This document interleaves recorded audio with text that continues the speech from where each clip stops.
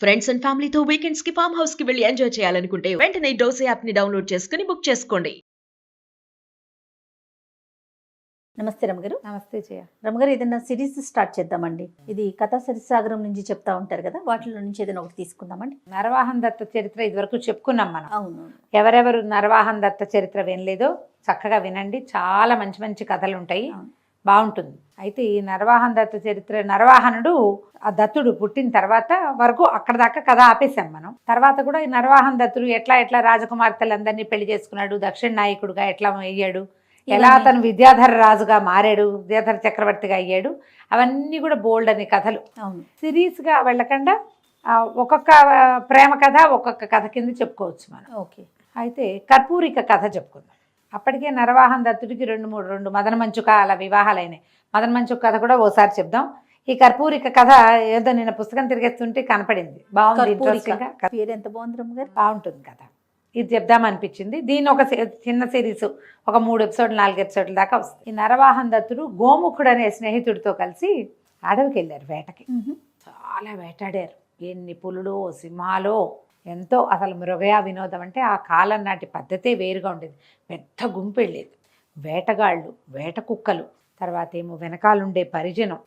మనం ఈ వేటాడిన సినిమాలు ఏవో కొన్ని మధ్య కూడా చూసాం, వేటాడుతుంటారు పందుల్ని, వాటిని వేటాడడం అవి కనపడుతుంది. ఇట్లా చాలా ఏదో నలుగురు ఒకళ్ళు ఇద్దరు అలా కాదు, కుప్పలు తెప్పలుగా వెళ్తారు. వెళ్ళి అక్కడి నుంచి జంతువుల్ని తప్పెట్లు మోగిస్తూ వీళ్ళున్న వైపుకి లీడ్ చేస్తారు, వాటన్నిటిని ఇటు తరుముతారనమాట. దానికోసం అడవికి 4 పక్కల ఉన్న ఈ కోయ జాతుల వాళ్ళకి కబురు చేసేవాళ్ళు, మేము వస్తున్నామంటే. వాళ్ళు అక్కడి నుంచి తప్పెట్లు మోగిచ్చారనుకో, అవన్నీ అడవి మధ్యలోకి వస్తాయి, రాజకుమారుడు కొట్టేస్తాడు. తర్వాత ఈ పల్లెల వాళ్ళందరికీ పంపకాలయ్యి మిగిలినవన్నీ శరీరాలు మోసుకొచ్చుకునేవాళ్ళు. ఇక్కడ వేటాడింది అంతా భోజనమే, అది తిననివి వదిలిపెట్టేసేవాళ్ళు, తిన్నవి అక్కడే వచనం చేసుకుని తినేవాళ్ళు. అన్ని రకాల సహజమైన సంగతే కదా. అయితే బయలుదేరారు, బాగా తిరిగాక సరే సాయంత్రం అయ్యేసరికి పిచ్చి పిచ్చిగా అలసిపోయారు. స్కందావారం విడిశారు ఒక చోట. విడిస్తే సరే రాజకుమారుడికి ఒళ్ళు నలుగు పెట్టి స్నానం చేయించడం అవి ఉంటాయి పద్ధతులు. ఇంత పరిగెత్తాడు కదా, బాగా గిసాజులు అయినాయి. మరి స్నానం చేయించారు, కొంచెం ఒళ్ళు తేలిగ్గా ఉంది, రేపటికి సిద్ధంగా ఉంది బుద్ధి. మంచి పుచ్చ పువ్వులాగా ఉంది వెన్నెల. రోడ్డు దీని వైపుకి వచ్చాడు. బయటకు వచ్చి గోముఖుడిని పిలిచాడు. దాదా గోళీలు ఆడుకుందాం అని పిలిచాడు. పిలిస్తే రాజకుమారుడు, ఇతనికి ఏదో పెద్ద వయసు ఉందని అనుకోకూడదు, 20-25 లోపల వయసు, చిన్నపిల్లవాడు. వివాహాలు అయినాయి కానీ కుర్రాడే, ఇంకా ఆట ధ్యాస మృగయా వినోదం అవి రాజ్యానికి రాలేదు, ఇంకా యువరాజుగానే ఉన్నాడు. ఓకే. సరే ఏమన్నాడు, గోముఖుడిని రావయ్యా మనం గోళీలు ఆడుకుందామంటే సరే గోళీలు అవన్నీ పట్టుకొచ్చారు. మధ్యలో రాత్రిపూట కాలక్షేపానికి ఆడుకోవడానికి మన వాళ్ళు పేక ముక్కలు అవి పట్టుకెళ్తారు. చిన్నపిల్లలు ఎక్కడికైనా వెళ్తే స్నేక్స్ అండ్ ల్యాడర్స్, లూడోలు అవి పట్టుకెళ్తారు. తర్వాత ఏమో యూనో కార్డ్స్ అవి పట్టుకెళ్తారు. అట్లా వీళ్ళు కూడా చాలా సరంజామా తెచ్చారు. గోళీకాయలు పట్టుకొచ్చాడు గోముఖుడు. ఈ గోళీలు ఆడుతుంటే ఇదేమిటి, దూరం నుంచి నిలబడి ఆ కంచె దగ్గర పెట్టిన గోళీని అక్కడి నుంచి కొట్టాలి. కొట్టి అది కొడితే అది ఎగిరినది ఆ గోళీ ఒకటి కంచెలో పడాలి, అప్పుడు గెలిచినట్టు. అది ఆట అనమాట. ఎవరైనా గోళీకాయలు తెలుసా ఆట? చిన్నప్పుడు ఆడేవా నువ్వు? గోళీలు ఆడలేదు అమ్మగారు. ఇలా ఆడేవాళ్ళం, బాగా ఆడుకునేవాళ్ళం. మేము 7 పెంకులు ఆడేవాళ్ళం. మేము 7 పెంకులు ఆడేవాళ్ళం, చెర్ర ఆడేవాళ్ళం, కబడ్డీ ఆడేవాళ్ళం. చెర్ర కూడా బాగా ఆడేవాళ్ళు మా చిన్నప్పుడు. అయితే ఈ గోళీలు ఆడుతున్నారు. ఈ దత్తుడు ఏం చేశాడు, దూరంగా నిలబడి ఒక గోలికాయని ఆ కంచె దగ్గర ఉన్న గోలికాయకి వేసుకుంటాడు. కొడితే ఒక కాయ కంచెలో పడింది. ఈ కొట్టిన కాయింది కదా, అది ఇట్లా నేలకి పడి దూరంగా ఎవరో ఒక తాపసి నడిచొస్తోంది, ఆమెకి తగిలింది. ఆమె గట్టిగా అమ్మా అంది. వీళ్ళకి తెలిసింది ఎవరికో దెబ్బ తగిలిందని. ఎవరో వస్తున్నారు చీకటి మాటనని గబగబా వెళ్ళేసరికల్లా ఆవిడ ఉత్సాహంగా పరుగులు పెడుతున్న దత్తుడిని చూసి ఆవిడ ఏమంది, చాలా ఉత్సాహంగా ఉన్నావు, ఏమిటి ఇంత పేటరైపోతున్నావు? యువరాజుగా ఉండగానే ఇంత పేటరైపోతే రేపొద్దున రాజు అయ్యాక, విద్యాధర చక్రవర్తి అయ్యాక, ఉన్నవాళ్లతో పాటు కర్పూరికను కూడా పెళ్లి చేసుకున్నాక నువ్వు ఎంత పేటరైపోతావో అంది. అనేసరికి వీళ్ళకి కర్పూరిక పేరు ఆకర్షించింది దత్తుడు. కర్పూరిక ఎవరండి అన్నాడు. లేకేమి ఉందే కర్పూరిక, కర్పూర ద్వీపకు రాజకుమార్తె, ఆమెకు మగవాళ్ళ మొహమే గిట్టదు. ఆవిడని పెళ్లి చేసుకుంటే నీ పని బాగుంటుందండి. ఏమిటి మగవాళ్ళ మొహమే గిట్టని రాజకుమార్తెను ఎట్ట పెళ్లి చేసుకుంటారు? ఆమె గిట్టదు.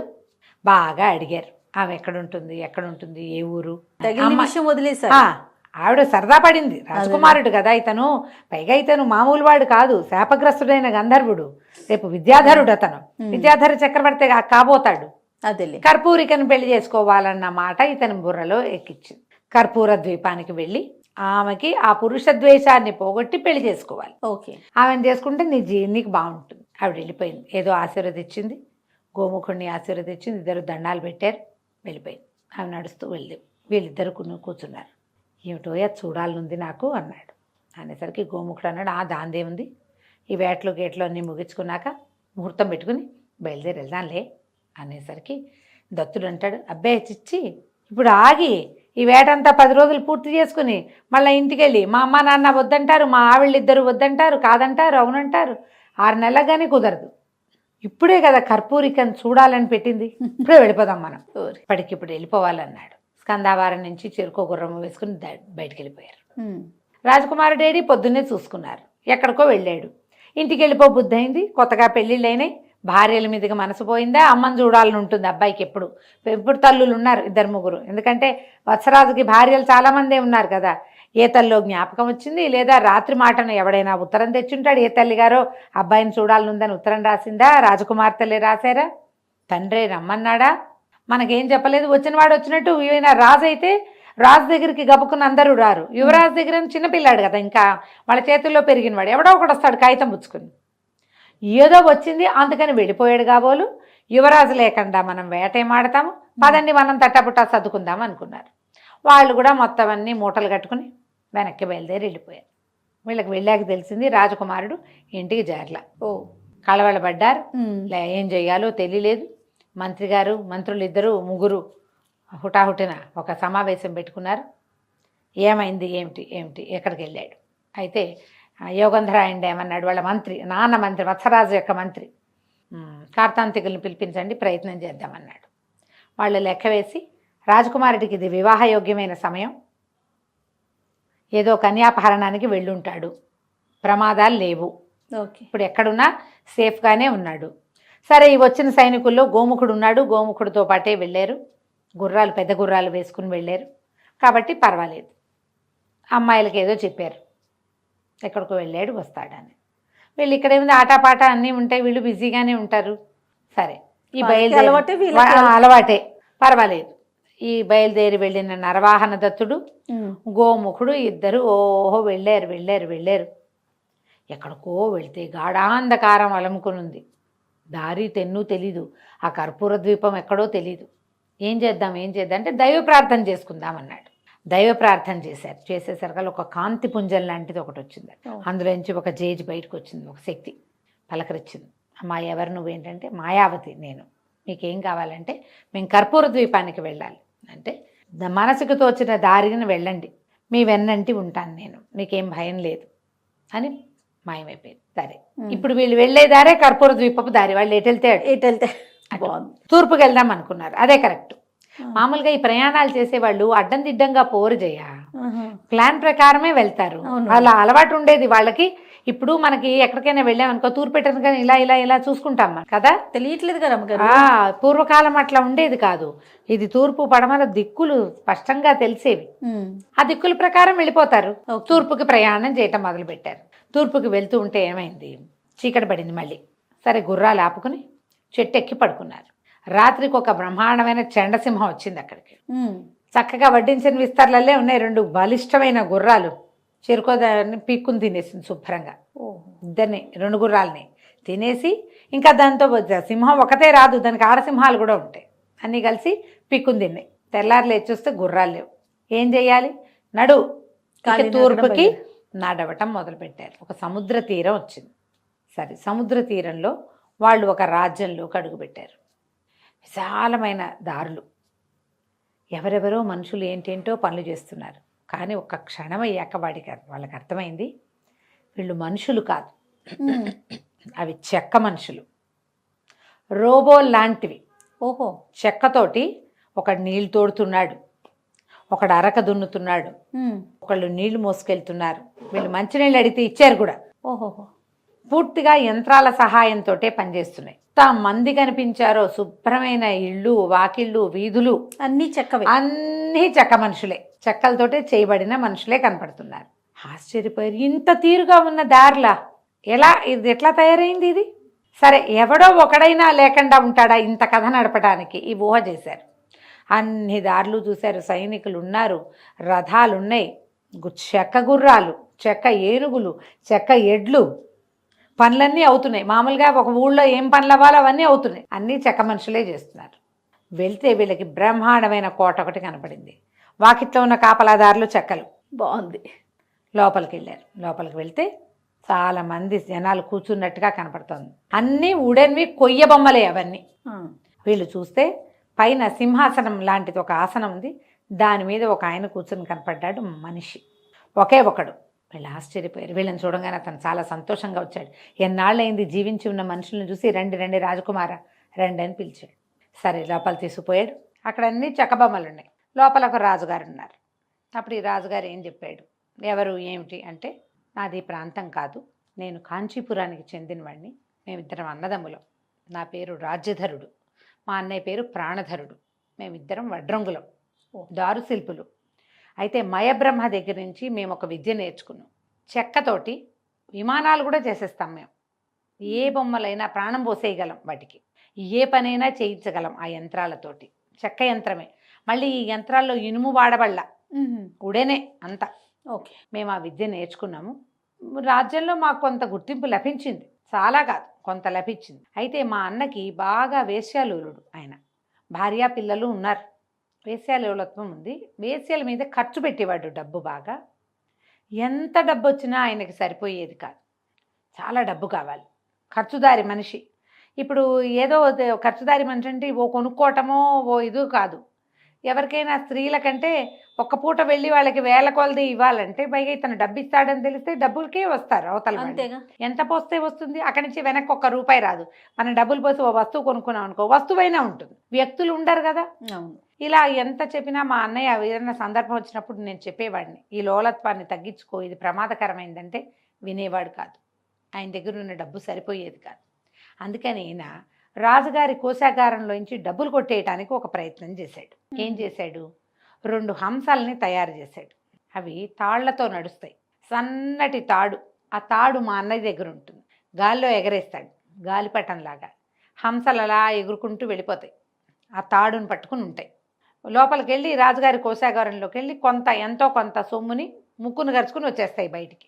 తాళ్లతోటి హంసల్ని వెనక్కి లాగేస్తాడు. అట్లా ఏర్పరచుకున్నాడు. మనం చూసాం డ్రోన్ సహాయంతో దొంగతనాలు. అవి ఎక్కడి నుంచి వచ్చినాయి? ఇగో ఏనాటి కథ చూడిది.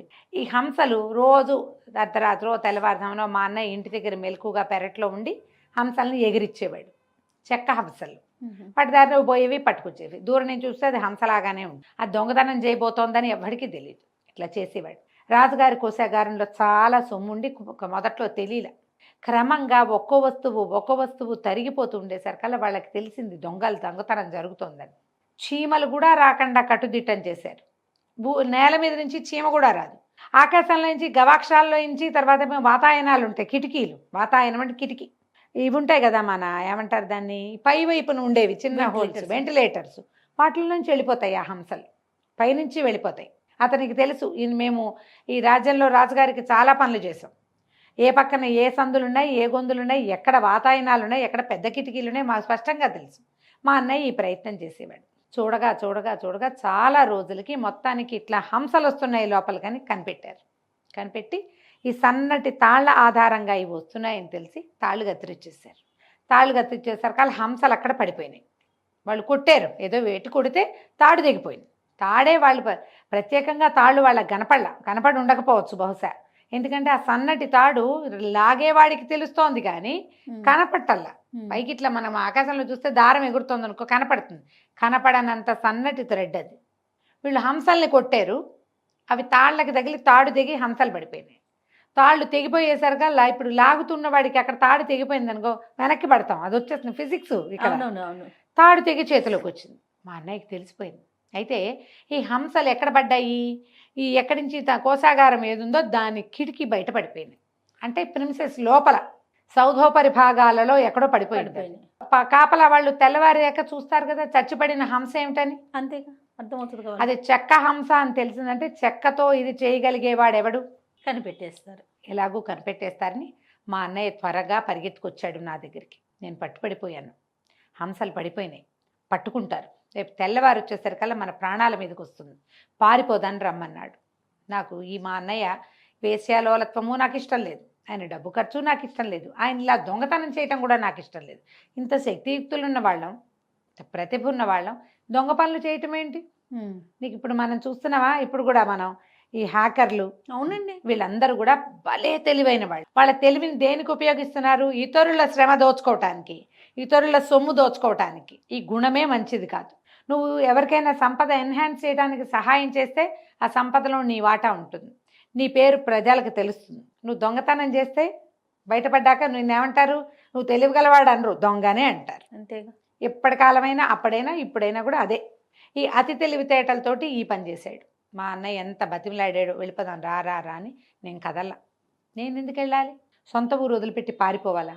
దొంగతనం చేసింది అతడైతే, బ్యాడ్ హ్యాబిట్స్ ఉన్నవాడు, చెడు దుర్వ్యసనాలు ఉన్నవాడు మా అన్నయ్య అయితే నేను ఆ మాట పడాలా అని నాకు అనిపించింది.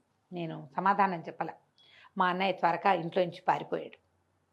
ఆయన ఒక విమానం చేసి పెట్టుకున్నాడు, గాల్లో ఎగిరేది. తన భార్య, బిడ్డలు, పరివారాన్ని ఎక్కించుకుని విమానంతో సహా వెళ్ళిపోయాడు. తెల్లవారింది.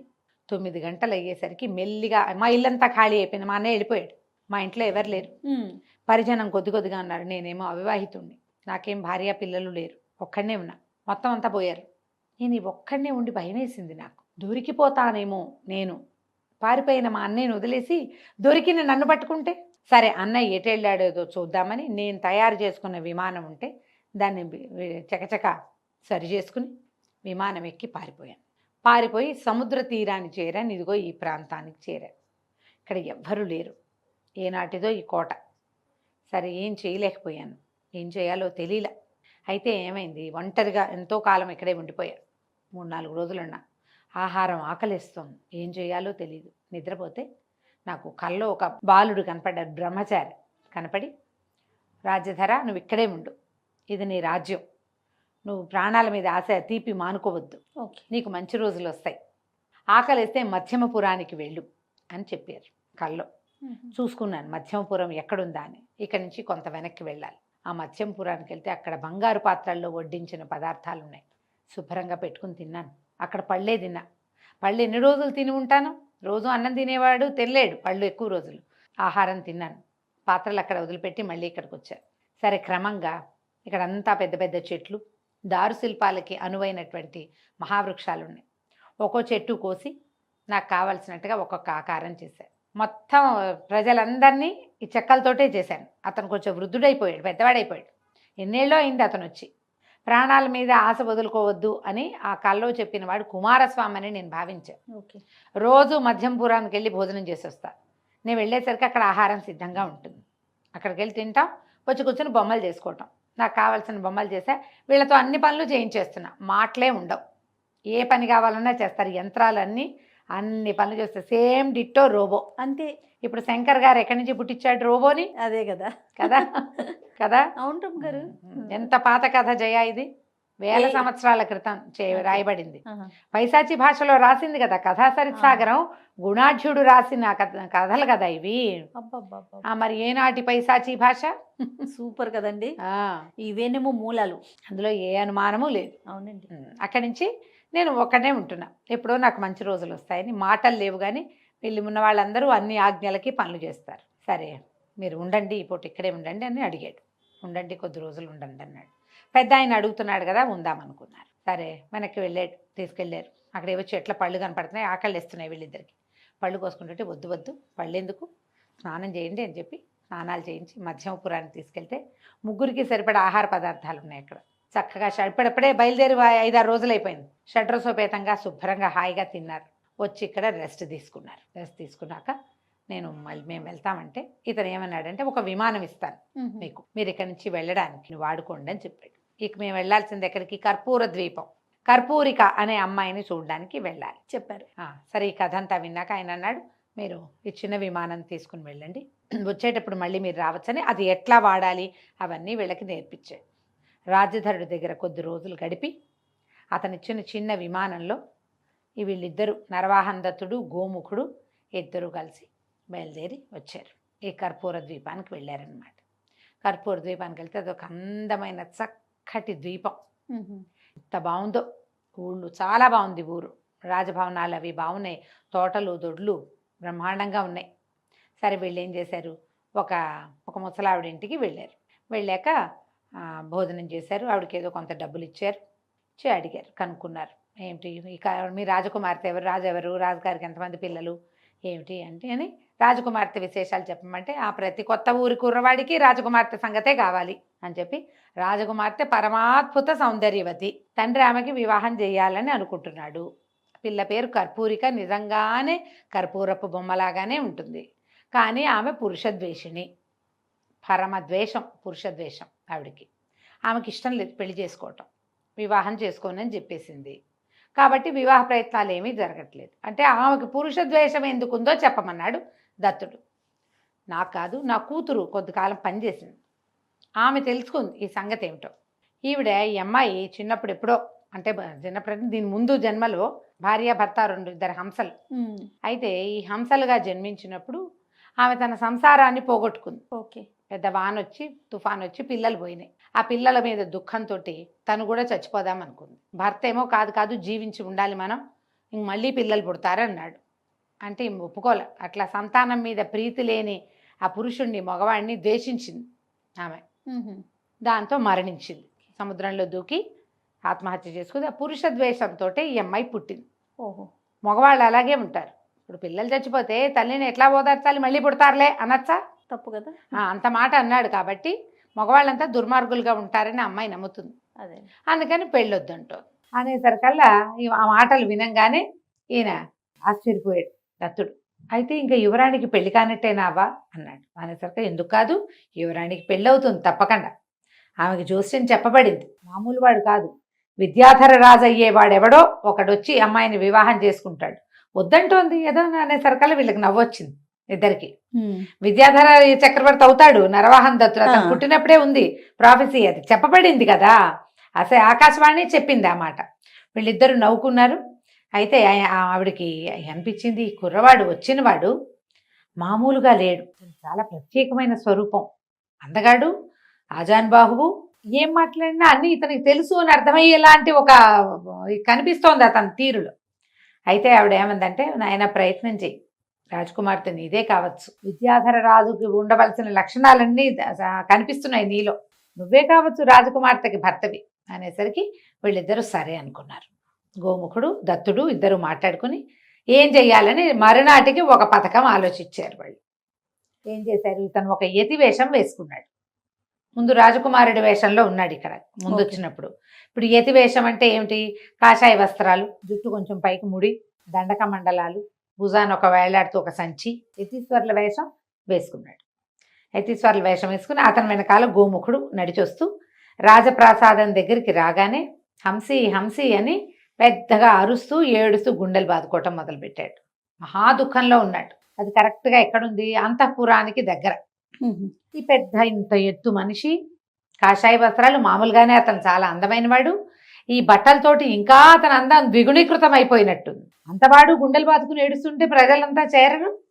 అంతఃపురంలో ఉన్న ఆడపిల్లల వాళ్ళు వీళ్ళు అందరూ వచ్చి చూడడం మొదలుపెట్టారు. ఒకళ్ళు ఇద్దరు పరిగెత్తుకుంటూ వెళ్ళి యువరానికి చెప్పారు, అక్కడ ఏదో వింత జరుగుతోంది, ఎవరో ఒక యతి హంసి హంసి అని ఏడుస్తున్నాడు, గుండెలు బాదుకుంటున్నాడు, మరి చూడటానికి మహాశోభగా ఉన్నాడు, చూద్దు కానీ రారా అని తీసుకెళ్ళాడు.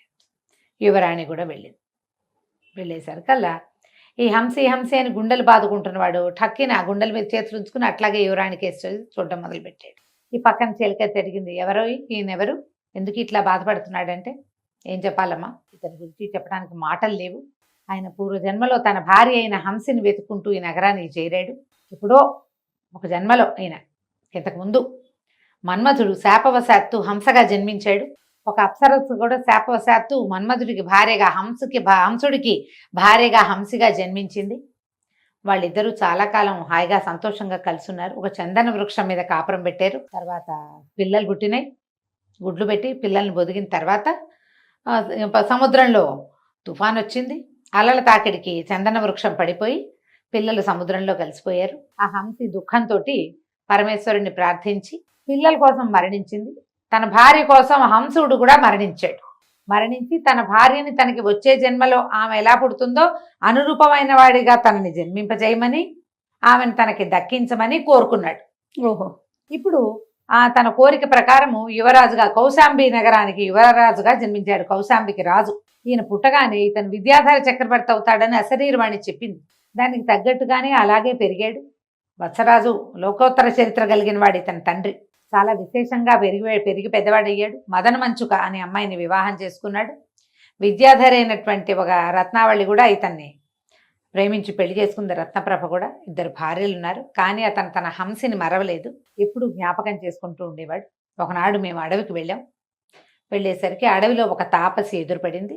అప్పుడు చెప్పింది అసలు సంగతి అన్నాడు. ఈ చెలికత్తలందరూ కథ వింటున్నారు. ఇప్పుడు ఈగర్గా వినరు. కథ చెప్తుంటే ఉత్సాహంగా విని ఏం చెప్పింది తాపసి ఏం చెప్పింది అన్నారు. ఏం చెప్పింది ఏంటమ్మా, ఈ కర్పూర ద్వీపానికి రాజుగారికి కూతురుగా హంసి పుట్టిందని, ఆమె పేరు కర్పూరిక అని, ఆమె తన భర్త కోసమే వివాహం మానుకుని ఉన్నదని చెప్పింది. అప్పటి నుంచి ఈయన ఇలా ఎతైపోయాడు.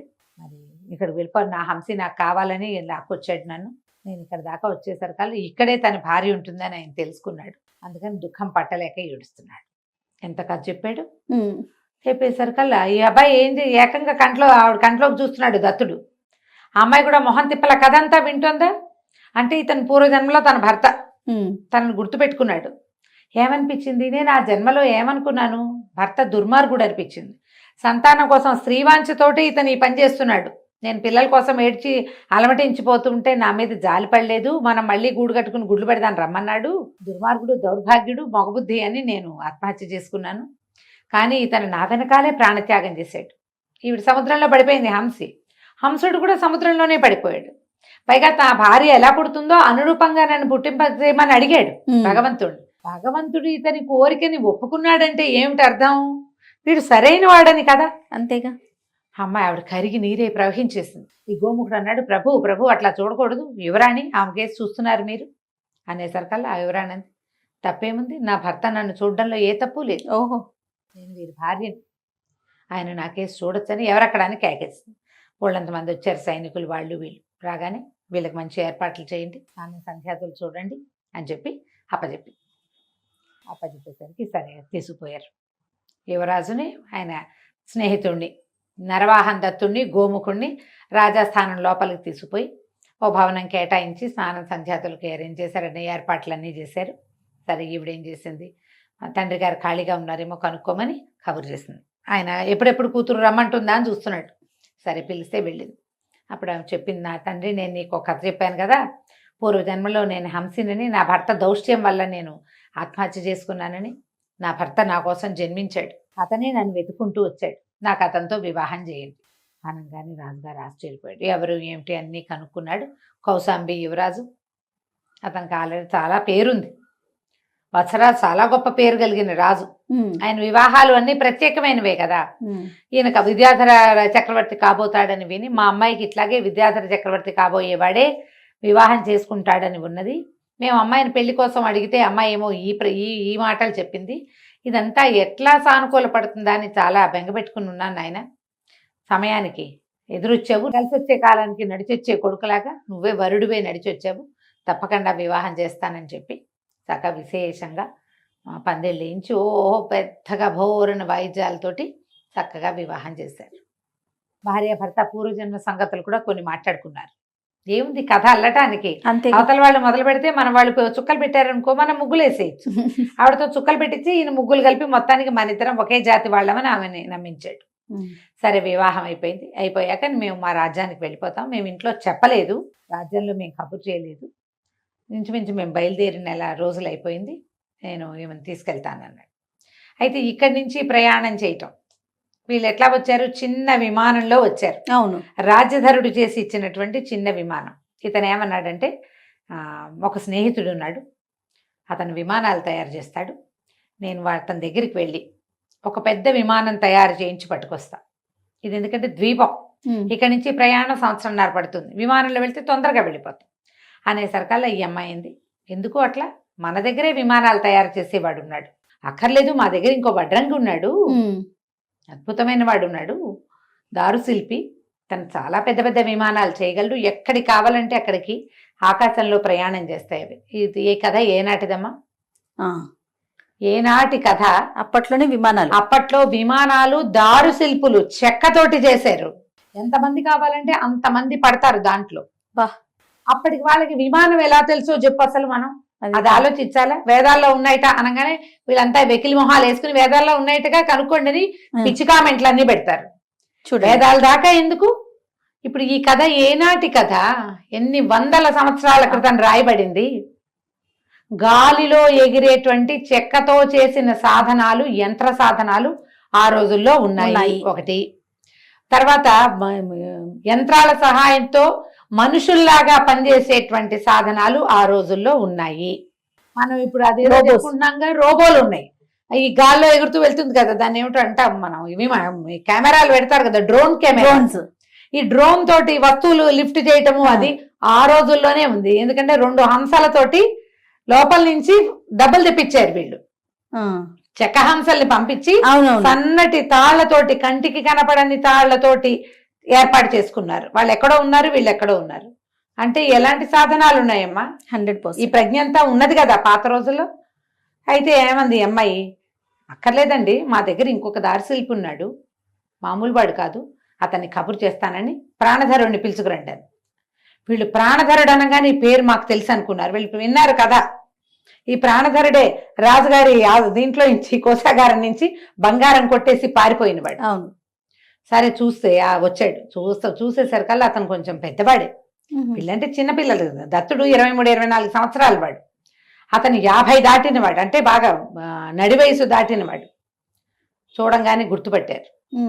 ఇవి చెప్పింది, ప్రాణధర మాకు ఒక విమానం తయారు చేసి వాళ్ళు నాకు ఇచ్చినటువంటి అన్ని సామాగ్రిని మాతో సహా తీసుకెళ్ళటానికి వీలుగా కావాలి, పెద్ద విమానాన్ని తయారు చేయటం మొదలుపెట్టుంది. ప్రాణధరుడు అన్నాడు, ఎందుకమ్మా, నా విమానం ఉంది కదా, మొత్తం మీ సాధనాలన్నీ అందులో పడతాయి.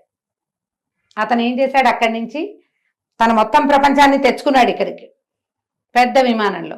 నా విమానంలోనే మీరు వెళ్ళిపోవచ్చు చూడండి అని చూపించాడు. చూపిస్తే వీళ్ళు గుర్తుపట్టారు.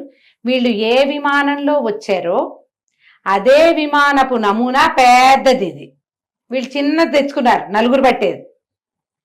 ఇందులో 100 మంది పడతారు, కానీ సేమ్ అదే నమూనాలో ఉన్నది ఇక్కడ. ఓకే. సరే వీళ్ళు మొహాలు చూసుకున్నారు, గోముఖుడు, నరవాహన దత్తుడు.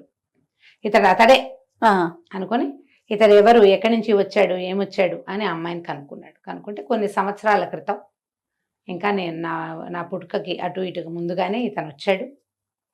మాకు తెలియని ఎన్నో సాధనాల్ని మాకు తెలియజేశాడు. ఈ భూగర్భంలో నుంచి మేము ఈ కర్పూరాన్ని దాన్ని తవ్వడానికి సాధనాలన్నీ ఇతనే ప్రాణధరుడే చేసి పెట్టాడు మాకు. సులువుగా చెట్టు ఎక్కడము, చెట్టు మీద నుంచి దిగే సాధనం ప్రాణధరుడే చేశాడు. మనిషి సహాయం లేకుండా, మనుషులు పనిచేయకుండా యంత్ర సహాయంతో భూమిని తవ్వేది ఇతనే ఇచ్చాడు. దానివల్ల మాకు సంపద పెరిగింది.